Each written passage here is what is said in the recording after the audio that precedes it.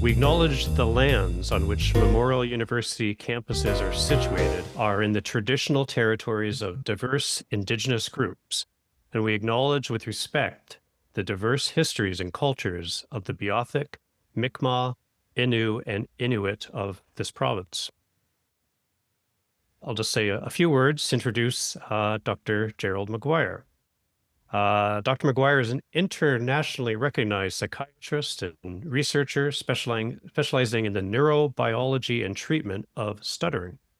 He has spent more than 2 decades advancing clinical research on pharmacological therapies for stuttering and is widely regarded as one of the leading voices in the medical and scientific understanding of stuttering. As both a physician and a person who stutters, Dr. Maguire brings a unique perspective that combines clinical experience, his pioneering research, and personal experience to the study and clinical practice of stuttering. So with that, I'll turn it over to you, Dr. Maguire. Oh, thank you so much, Paul. Thank you, Greg. Thank you, everyone at the Newfoundland Labrador Stuttering Association. It's an honor for me to join you today. Thank you for inviting me. I look forward to visiting again. I was at Memorial University many years ago, Paul. It's been about 15 years ago. I was there. I love the music. I got into Great Big C at that point. I also want to thank Christine from my alma mater of St. Louis University. So thank you, Christine. And thank Honored you. to And be thank here. you. Well, wonderful. Thank you.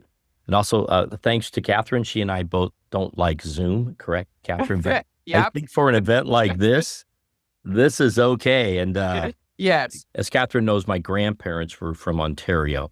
So I guess I could maybe claim that too. So anyway, I thank you. I feel like I'm partially home here. So I appreciate all of you, both my alma mater and all my friends. Thank you so much, Morris, for your kind words.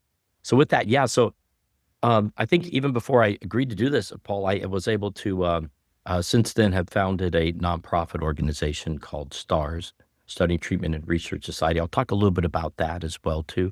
So I thank you all for this opportunity.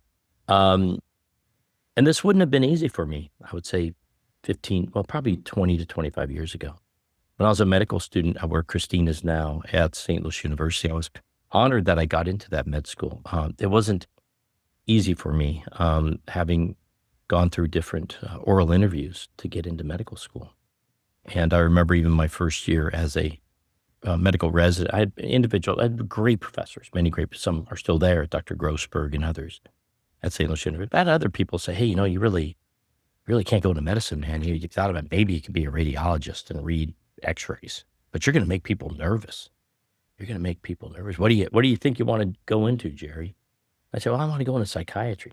This kid nuts, but you stutter, right? So, but I just want to go on record that I don't think there's ever been a patient who's ever said to their medical doctor, my doctor listens to me too much. I've never, right? My doctor takes too long with me. No. I've never had, that would never, ever occur. And I'll tell you this little story. I'll just go hear a little bit about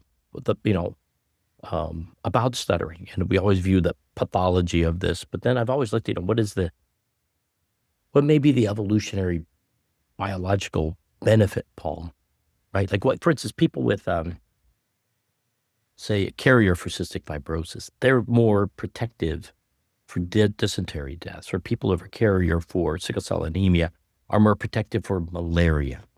But I did say, when maybe stuttering has something, well, why has it persisted throughout generations and time? But I do remember my very first psychotherapy patient, talk therapy, and I was stuttering a great deal. I was very nervous. I was like 26 years old.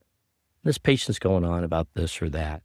And I was really thinking, oh my God, this is a patient who lost her job and, recently divorced, so she had to come to the teaching clinic and see me for $20 or $15, whatever it was, versus sorry, I dropped my AirPod, or versus the $400 for the guy over by the coast, right?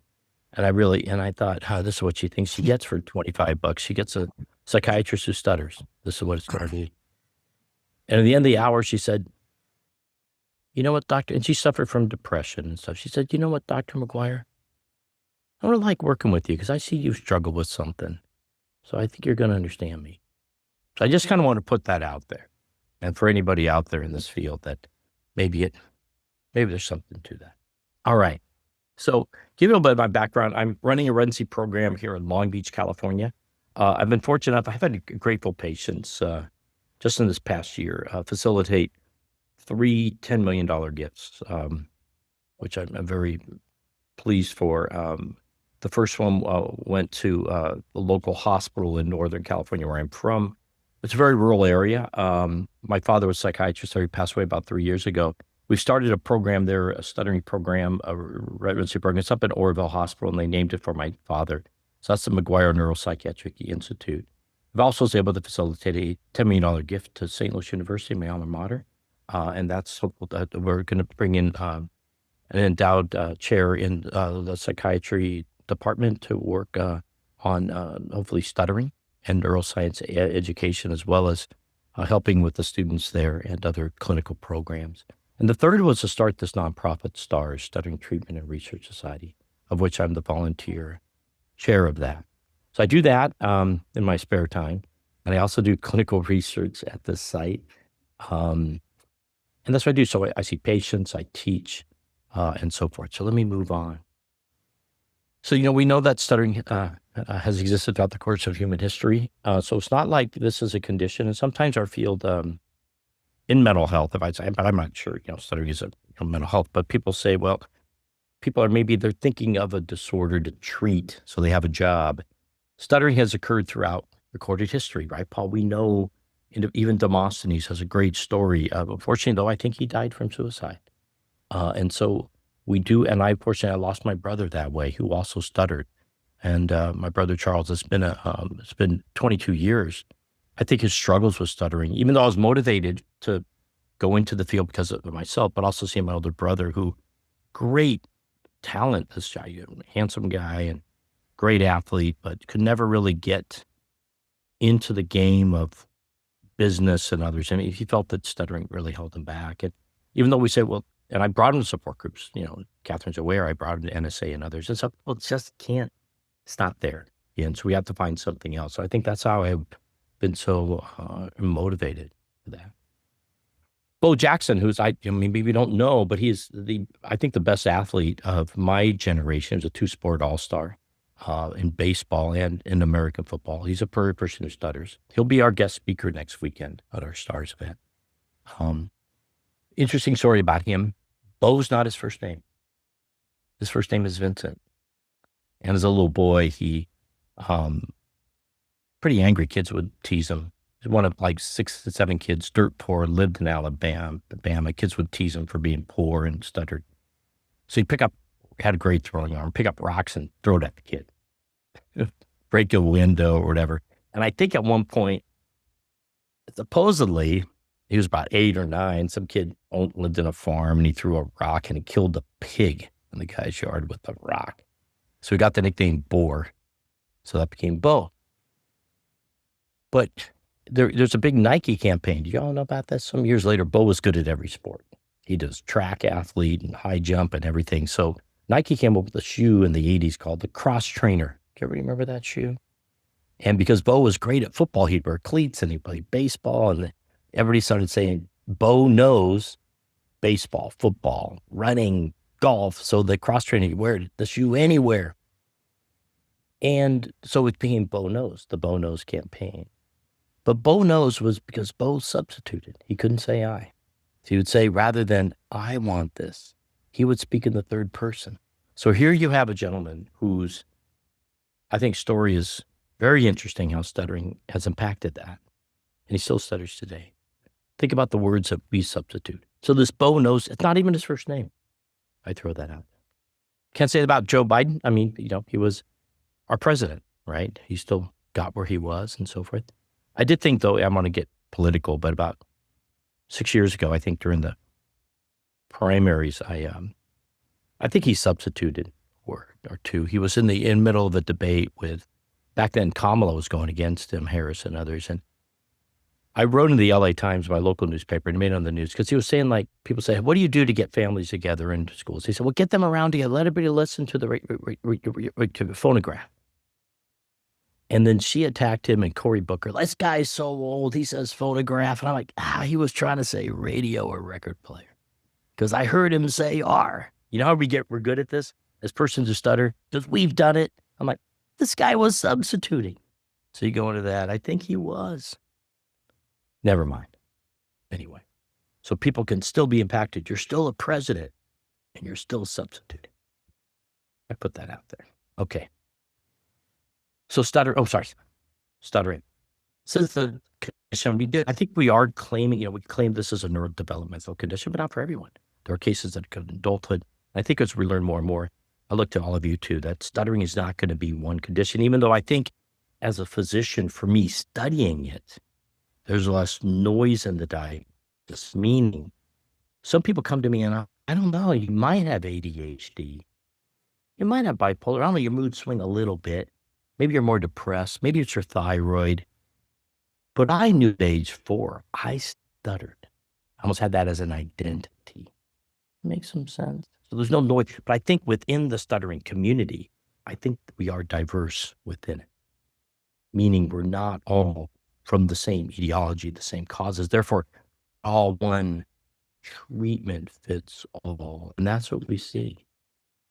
I'll go into this a little bit about the biology of that a little more. So it begins with children, usually. We have adult onset stuttering. We do. It's probably a different condition. And so far we classify it as that. It does affect at least 1% of all adults. We do have some work, Suan Chang's done this and Ehud Yari and so forth about trying to predict, who are those children who persist? Who are those that don't? When do you take a wait and see approach? We still don't have a good biologic marker to predict that, right? When do we intervene? What do we do? Studying does, as I say, has occurred throughout the course of human history, knows no boundaries. I think what's hurt us somewhat is that we know stress and anxiety can make stuttering worse. We understand the biology of that. Stress makes a lot of other conditions worse. And I like to tell my own patients, you've all heard the phrase, I was scared speechless. Or people with the anxiety is so much so that the speech centers through the basal ganglia or through wherever that pathway get shut down. We're just more prone to that. But then more we stutter, the more anxiety and stress. So there's different ways to kind of say approach this. One would be to say, how can we do, reduction? I do think there's also potentially even some trauma-based that we've had because many of us that are on have been bullied growing up, even today, even as adults, even at my last university. Say, well, I stutter that's way. I say this way, just give me a little bit of time. But we don't hear you stutter all the time. And another leader in the university said, well, we all stutter somewhat. I mean, I stutter too. Right? Like something our disability. But all of you can remember probably things in childhood. I do think that may play a role with us. And I think that's what I love about support groups and so forth, is decreasing that stigma. But I look to anybody who has any thoughts on that. I think that's been an important role, an advocacy role for us as well, too. But so it's been misunderstood. People see the anxiety, see this. So they also see us being fluent at times. So that tells people, for instance, I had this young man who came to see me. He's really struggling. And his parents are both in the scientific field. And they see this where at times he's more fluent to there, if I use that term, and other times he's more, they say, it's all in your head, man. You just got to relax. You don't need to go. So you just got to get your life in order. Get out there. But he's got a lot of social anxiety too. So even though he's got this doctorate degree, he's unemployed. And that's what we see. We see persons who stutter, unfortunately, are underemployed for our capabilities and skills, or we're not even considered for certain positions, certain professions because of that. So stuttering is contributing. Stuttering is that, we can uniformly have this perfect state of fluency, or Elvis Presley singer, right? We got Ed Sheeran, we got those people like, oh, great. We didn't even know this person stutters. Well, you're fine there. So it's all in your head, man. Am I right? I think that's different. But from what we understand, though, speech has different pathways in the brain. Paul, anybody else, please feel free to chime on this. But So this is work that came up from Noodleman some years ago, and then Glenn Riley wrote a paper I helped him with. We talked about a medial system and a lateral system. It's probably pretty simplistic, but it does explain a little bit more about why people who stutter, why we can be more, don't stutter, say when we're singing. Again, it is 1% of the adult population. And one thing that, that where people come see me a great deal is because of the high comorbidity, I think with social anxiety and depression. Even in kids, I get kids coming in at times because they have ADHD and the ADHD medications are making the stuttering worse, or the child has some OCD type symptoms, or they have tics. And I almost feel like one thing I think I'd like to propose is as we move forward in how we define what stuttering is, it's not so much a communication disorder, but even use that term disorder, but it's a condition that is has a communication component, but is in, I would say, a family of other conditions such as ADHD and tics and OCD and social anxiety that kind of are in this, if I could draw a Venn diagram, has some elements of that and begin to view that, because that way then we just don't look at the speech itself. We can look at the whole person and say, I'm going to work with you on these aspects here. But I go through that with you. I go through it more. I think we need to bring our fields of healthcare together to help people. For instance, I work closely for people with ADHD, or people with autism, with speech pathology, with people from neuropsychology, with social work, nursing. And we work as a team. But in stuttering, primarily, physicians aren't involved and other healthcare professionals aren't involved. Yet in the field of stuttering, I do believe that physicians and speech language pathologists and psychologists can all work together as a team, as we do with other conditions, to help individuals. So we've been largely ignored by my community, the medical community, and even the greater scientific community. And that's why STARS kind of exists too, to help change that. So therefore, I think a lot of this movement comes from within ourselves, this person who stuttered, to drive this mission, to get things out, to decrease the stigma. But I do believe that as we get more emerging research and more treatments that may be neuroscience-based, we decrease the stigma. In other words, I look at what happened 20, 30 years ago. When the biology of it was understood, the stigma went down and resources went up. Yet, it doesn't mean we don't talk to people with depression. Good comprehensive treatments for depression include talk therapy, support, exercise, and maybe medicine. Makes some sense. So I think that beginnings of those treatments allowed for individuals to receive the care they deserve. We know a few things. We know about our speech system. I'm going to go down to this next slide actually here a little bit, then I'm going to go back up. But if we were to think of, if we are, so I'm going to try to move my slide chair a little bit. If our speech, you can see this. So in the Wernicke's area, that's the, that I go, this is the nose, left ear, right ear, and looking down in the brain this way.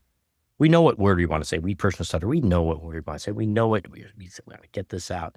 And normally we time and initiate that in the basal ganglia, namely the striatum, and along the striatal thalamic loop back to the cortex, we form that word.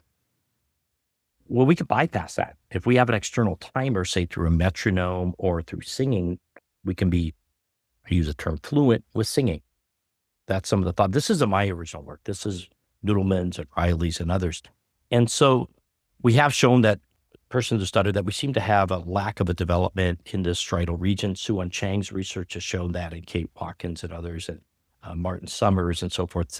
So the thought is, what if we could increase the function of this? One thing is, you could speech therapy and so forth, try to develop more of this lateral loop bypass, or we do know that, I go back up here, back here, that the amygdala plays a role, and if our anxiety is high, the function of the striatal region goes down even more, it's taxed even more. So the thought about, decreasing avoidance, decreasing anxiety, that can help. So I think the idea of, could we pharmacologically treat that? Could we treat this region, say, through neuromodulation or others, to try to enhance the function of that area?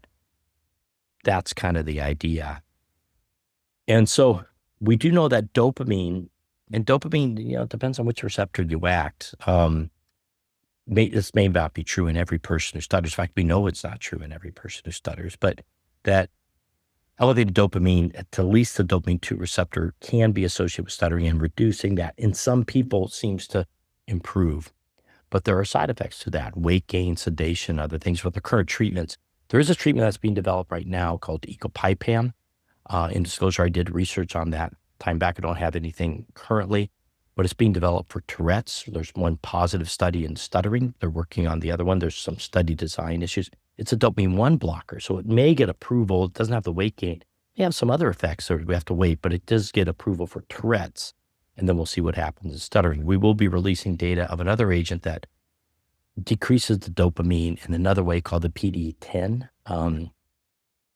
and that's got some effect, we think, in stuttering. There's another study going on in Tourette's, but we have to wait to see about the safety and other things with those agents. They can maybe cause some muscle stiffness, other things like that. So more work out there, but I would go through what we have learned from those.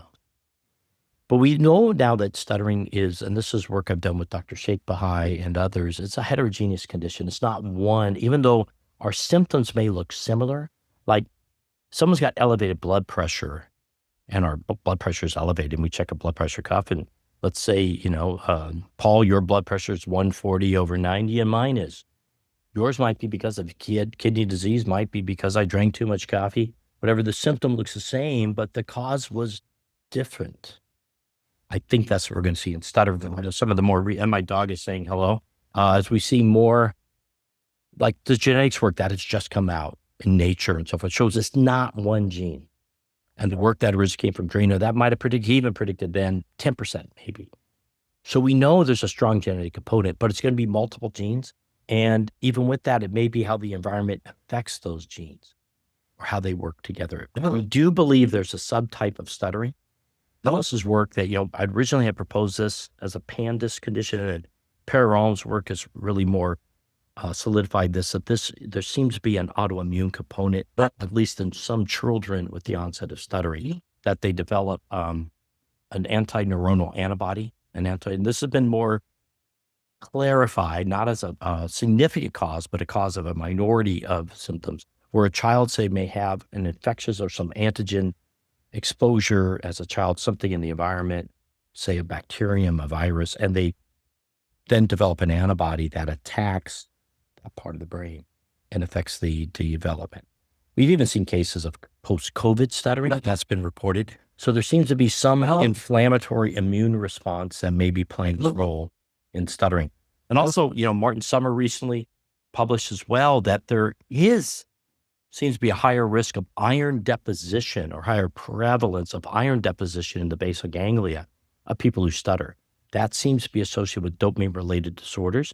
Is it an effect of the stuttering over time? Is it a cause? Others like Dr. Sheikh Bahai are beginning to look at, animal models of this. Could we is there too much iron circulating? Or could we remove that? Or anyway, take a look. There's a little bit of work on that. There's a lot more that we need to know.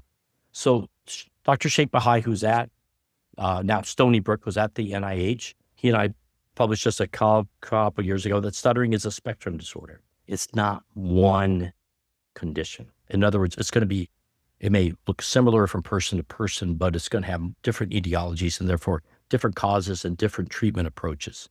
So not one size fits all. Again, so we've been largely ignored. And so with that is the idea of forming STARS, which Starting Treatment and Research Society. That was a catchy name. I was thinking about calling it Foundation for the Advancement of the Research and Treatment of Stuttering, but that would have spelled farts. So I decided probably not to do that. But I would have stuck. People would have remembered that. I don't know what the logo would have looked like, but I thought this is okay. And I want to thank Ernie Canadeo, who's a great marketer. He also is a person who started. He came up with the logo. I thought, I think it's pretty good. Kid, adult, brain. Okay. So this is our mission. And we're having our first meeting next weekend in Orange County out here. Well, let me know what you think. Just read. It's a nonprofit organization dedicated to improving the lives of individuals with stutter by advancing neuroscience-based research and comprehensive treatment methods. Oh, sorry, I missed. I just got through the scan. It's focused on uncovering the neurologic cause of stuttering with the goal of increasing global awareness and understanding. Through groundbreaking research and innovation, we aim to reduce the stigma and discrimination faced by those who stutter. STARS is committed to educating the greater healthcare community to facilitate access for individuals who stutter to receive comprehensive therapies. We're committed to developing new treatments today. Now, listen, I think it's a bold statement. We all thought of this while working towards discovering cures, not cure, for tomorrow. I know that's a bold statement, but STARS is an endowment and it's going to continue to grow. So it's going to outlast me. I hope it outlasts multiple generations, and it keeps going. Welcome your thoughts on that as we get through it. But let's see how we do with that. That's our mission. And I think it follows with other conditions where if we learn more about it, the stigma goes down in access. This is directly from our website of why we started STARS. First, much is still unknown about the neurologic differences underlying stuttering, and research funding remains limited. Barriers to access to healthcare for stuttering treatments, they're huge barriers. People can't get access. There's very few specialists. We have a lack of standardized best practice approaches. And correct me if I'm wrong. We don't just go, hey, this is what you need. This is a workup. Pediatricians say, well, ignore it. If you go see someone, I don't know. The greater healthcare community struggles with the lack of knowledge. That's why we're having our first medical education meeting next week. We're targeting physicians. Speech language pathologists can also earn credit. We want everybody together. Early recognition and intervention in childhood, certain forms of speech therapy seem to yield benefits. And we are showing emerging evidence with different biologic therapies, maybe electromagnetic stimulation, maybe pharmacologic therapies. So we need more of this research done. So the pharmacology treatment of stuttering trials have included primarily dopamine active agents as well, and as well as a GABA agent. No agents yet FDA approved. And I'm going to learn, it's not because of the agent. We're learning that the issue with getting something approved is we don't measure stuttering well. We don't have a good metric. It's too variable. The way of measuring stuttering by counting syllables is not valid. It's the FDA said, this isn't me. This is the FDA before RFK Jr., by the way. Sorry, when they political. This is when these guys are looking at science and they said, hey, you don't have a way to measure it. There's nothing really good. And other scales that take 100 questions are not, in repeated measures over weeks. And also they charge things like that. So either way, we as a field have not defined what is clinical response. Am I correct? We have not said, hey, a 30% reduction in this means you're better. No one's done that. And that's what the regulatory bodies are saying. You have a field have not found a way to do this. I'm just echoing what they've said. So come back to us when you have, because you're not able to measure it reliably in a way that we're going to accept. I'm just echoing what they've said to us. Now, we are doing these trials. I've been studying adults who stutter with pharmacologic therapy, primarily over children. I have treated adolescents and old, and you know what? They seem to do better. What do we see with speech therapy? The younger brain responds better. Okay. The data with ecopipam, the data with the VMAT2 inhibitors looking at Tourette's, they worked in kids much better than they did adults. So MLX is primarily studying it now. They're probably going to get FDA approved in Tourette's in children. So this idea of testing it in older people and then backtracking to kids, our brains are more plastic. What we've seen with speech therapy, the same thing, early intervention, right? We've been studying, I think, the wrong way for pharmacology. Maybe if I have something that's safe, we can give it to an adolescent, maybe a child. We may show a better effect like we do with therapy because our brains are still more plastic. Not to say we don't have plasticity as we get older, but think about this. Am I right?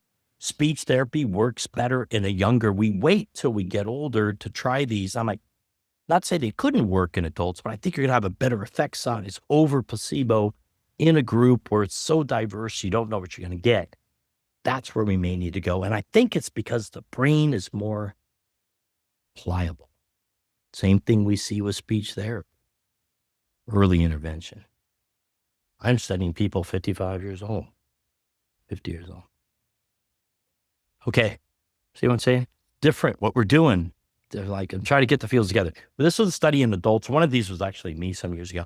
This is showing that when we, in a blinded study, these are PET scans, people off risperidone, which is a dopamine 2 blocker. It is on the market around most of the world. And we did show in a blinded way that those after being on treatment, there's striatum, codeine, and increased activity. This is on glucose, fluorodeoxyglucose. Associated with nothing, there's no other treatment besides that, just that. And that study, those studies have been shown, say, when other conditions, say in bipolar or schizophrenia, where these agents are used, striatal function goes up. And we seem to think that striatal function is low in persons who stutter. This is the ecopipam. It's shown efficacy in Tourette's with a positive phase 3, mostly in adolescents. Our study in adults in stuttering. Some signals there, but we probably have to go back and get more data. But that's also where the FDA said, you need a better measure because you're not adequately measuring. Studying, we think, in a reliable way that is repeatable every week. You might be able to get a screen for a severity of what you may define as stuttering, but something that someone's to complete every week. So that's that. Yeah. Gemlopidec is an agent that can't say, but we should be having some positive results coming soon. But I have to couch that a little bit until you see what those results are, positive, negative, and where we may go. This is another agent to study ongoing in Tourette's, where we look to present these data and continue to go forth with that as well too. So it is what we've learned, it's a heterogeneous condition. We have better responses, I think, in adolescents than we do in adults. We do need these improved metrics, how we measure it. That's per our regulatory body, how we measure and assess stuttering over time, and how we as a field define what is a clinical response, what is a meaningful clinical response. Is it fluency? Is it impact? Is it how the person, right? How do we find, I think this is what we're doing as a field.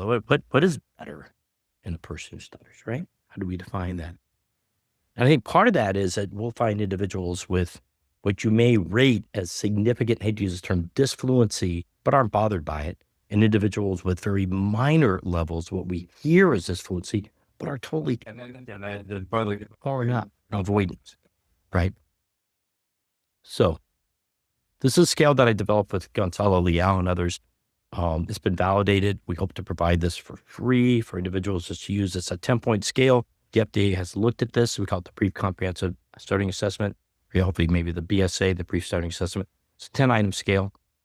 Doesn't lead to fatigue for the individual.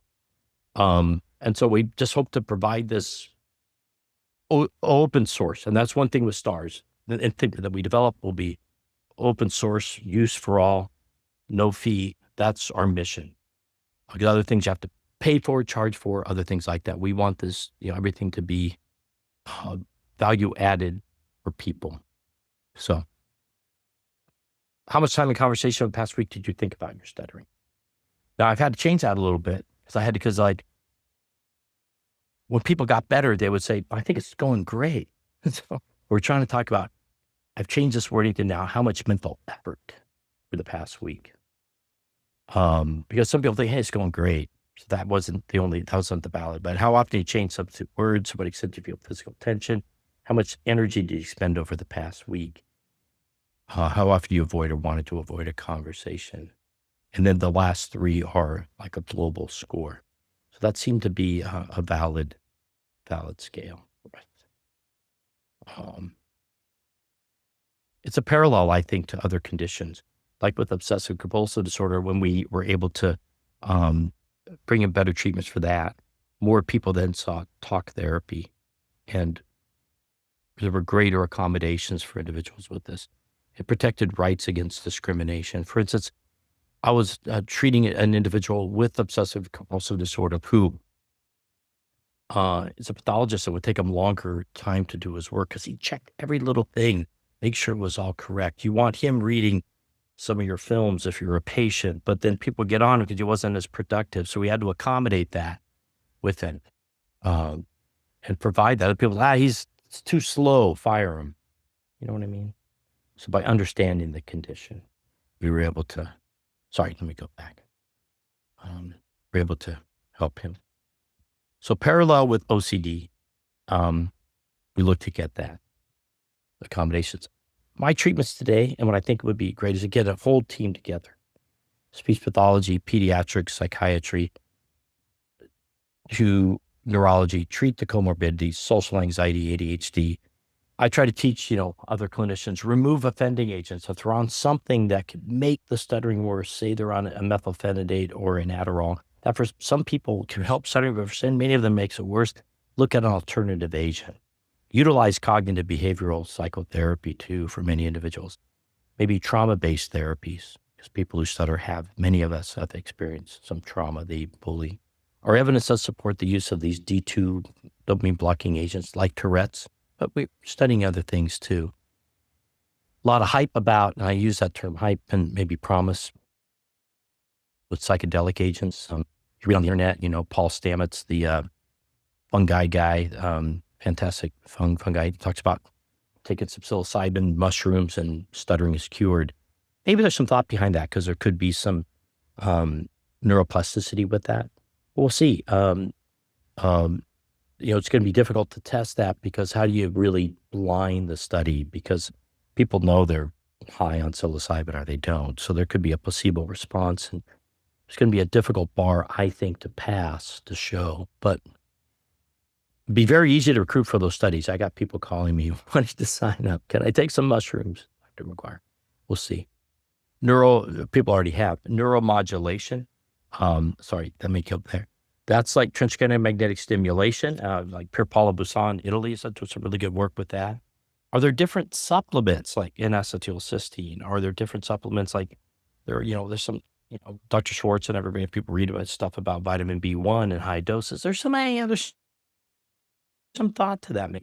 That the vitamin B1 and some B complex can maybe help as cofactors in the dopamine pathways. We need more studies on that, and I don't want everybody to think that just because something is naturally occurring, it's safe. Although vitamin B and C, they're water soluble. I can't, say go out and take all that stuff. But some supplements are not safe in high doses, and others. So beware, they're not regulated, and others. So we need more research, but there could be a little bit of truth to that, actually. The future directions, I think, are to outline the different subtypes of stuttering and direct targeted treatment.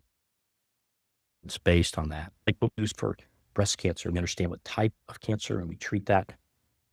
We understand, I think we had some big focus of us is what it's going to be. Well, our pharmacology treatments, we need more research on that. What about other forms of neuromodulation, different forms of therapy, cognitive behavioral, acceptance commitment therapy? How do we, again, a challenge for us is how do we accurately measure stuttering severity? And we may utilize future therapies that may involve neuroplasticity and perhaps even in younger individuals to really repair those regions of the brain that they're not fully developed, or allow them to develop fully. So anyway, so that is that's my talk today.